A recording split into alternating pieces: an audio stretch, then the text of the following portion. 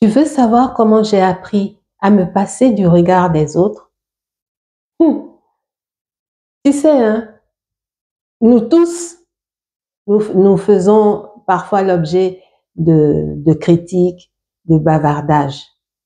Congo ça, là. On connaît le Congo ça, on connaît. Et souvent, ça nous blesse,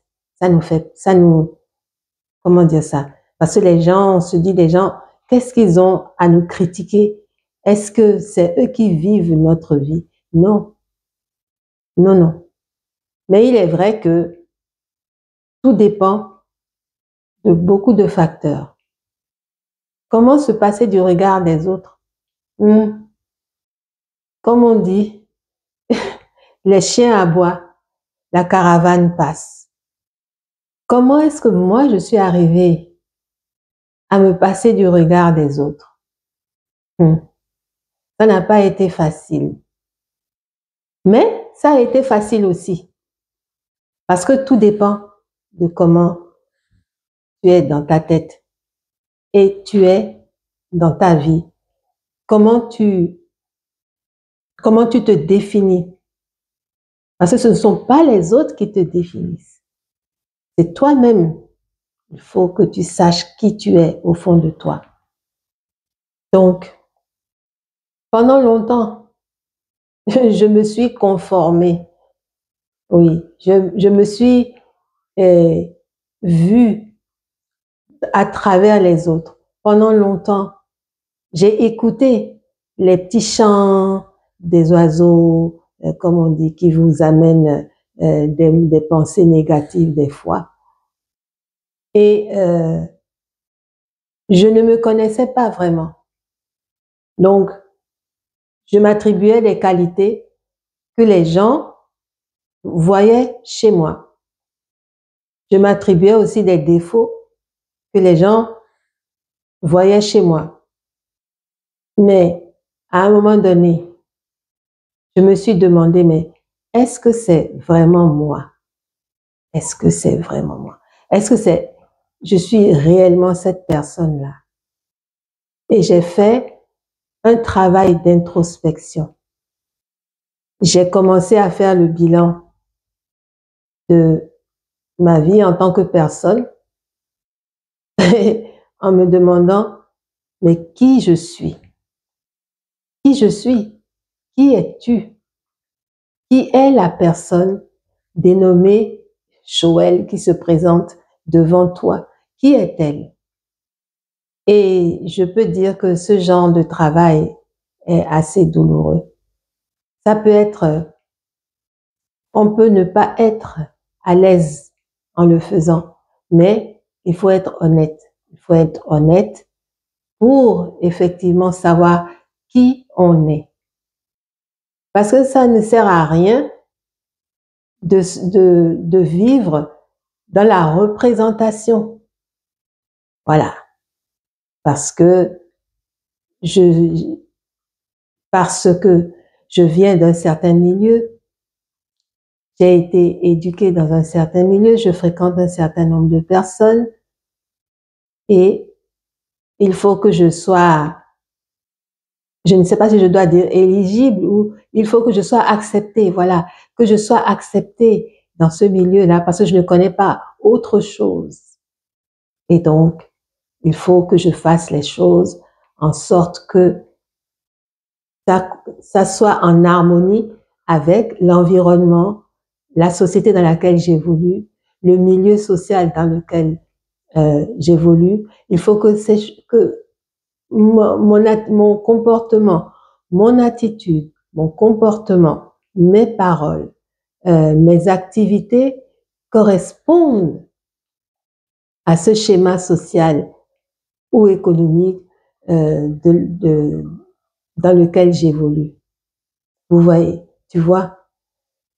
Donc, ce n'est pas facile parce que depuis l'enfance, j'ai été, et je pense que c'est le cas de plusieurs d'entre nous en général, hein, d'où nous venons, nous sommes déjà programmés en quelque sorte à nous tenir d'une certaine manière, à faire en sorte que nous soyons dans les rangs, nous ne sortions pas du moule, nous correspondions à ce que les autres attendent de nous.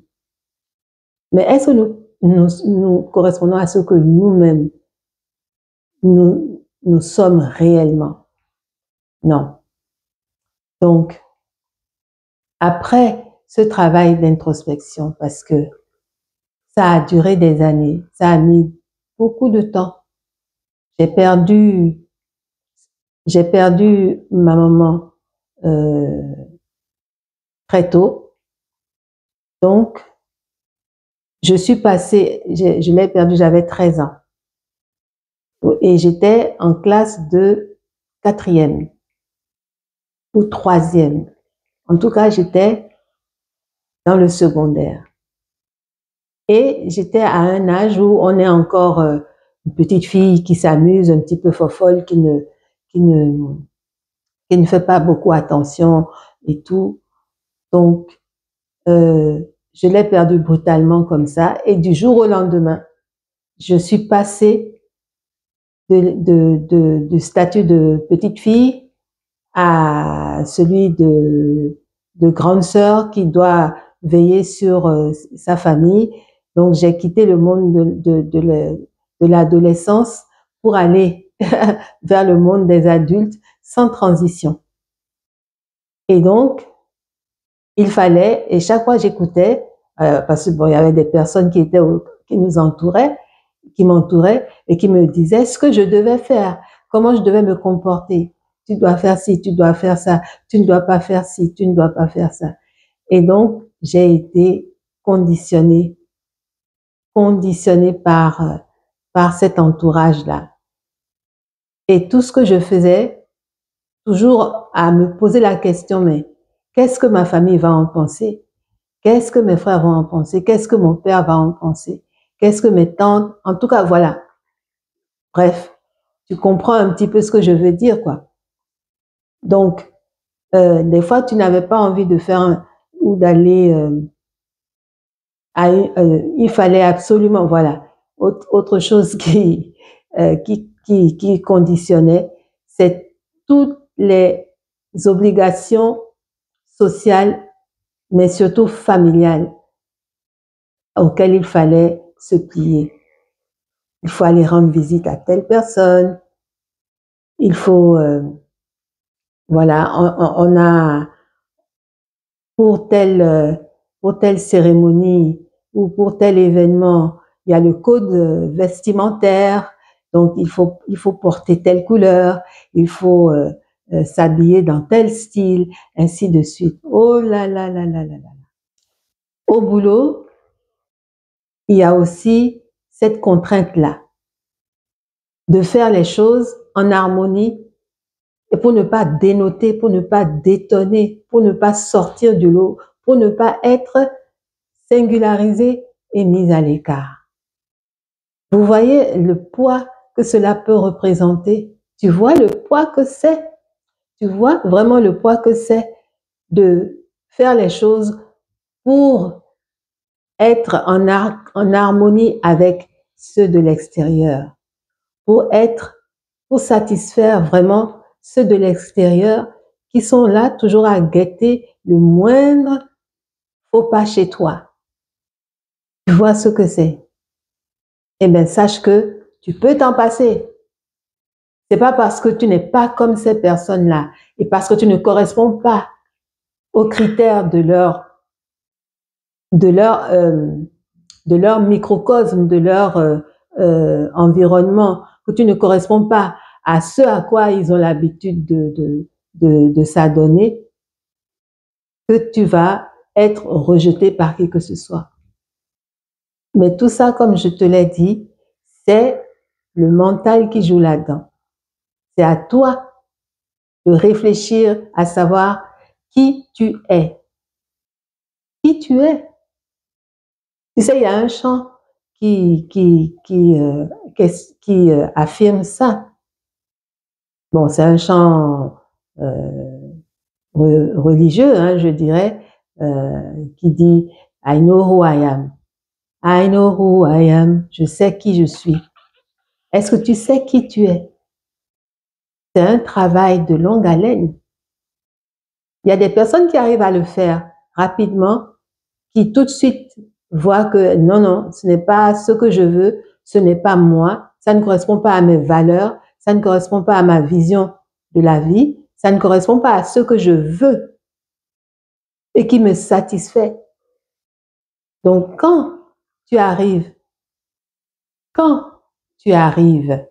à savoir qui tu es, à te connaître, eh bien, tu peux avancer de manière formidable dans la vie. Tu peux être heureux. Quand tu arrives à savoir qui tu es, ben, les opinions des autres ne te font ni chaud ni froid. Ni chaud ni froid. Parce que tu sais que ces personnes-là, elles sont extérieures à toi. Elles ne sont pas toi. Elles sont extérieures à toi. Donc, comme elles sont extérieures à toi, en quoi peuvent-elles déterminer ta personnalité? Elles peuvent déterminer qui tu es. Non, ce n'est pas le monde qui te définit. C'est toi-même, en fonction du regard que tu as sur toi-même, que tu peux te définir. Et depuis que j'ai compris ça, eh ben, j'évolue tranquillement, tranquillement. Quand je vais quelque part, quand j'y vais à un événement, je ne me conforme pas forcément au code couleur. Quand, oui, donc je parle de ça, mais quand par exemple on me demande peut-être un service ou une aide et que je vois que par rapport à moi, c'est quelque chose qui me dérange, qui ne me convient pas, que je sais que je vais faire à contre-cœur et pas de bon cœur, je dis tout simplement non. Non, N-O-N. Faut apprendre à dire non, faut savoir dire non, faut savoir quand aussi dire non. Mais ça, c'est un autre débat. Donc voilà ce que moi, je te confie, ce que je te livre comme euh, euh, manière d'agir pour se passer. Voilà comment, en fait, voilà comment moi, je me suis passée du regard des autres en me disant, mais est-ce que c'est ce que je veux? Est-ce que ça me correspond? Est-ce que je suis obligée de le faire? Une fois que j'ai répondu à ces questions-là, j'avance, je continue mon chemin. Et toi alors, peux-tu me dire dans les commentaires comment toi tu arrives à te passer du regard des autres? Je te souhaite une très belle journée et prends soin de toi.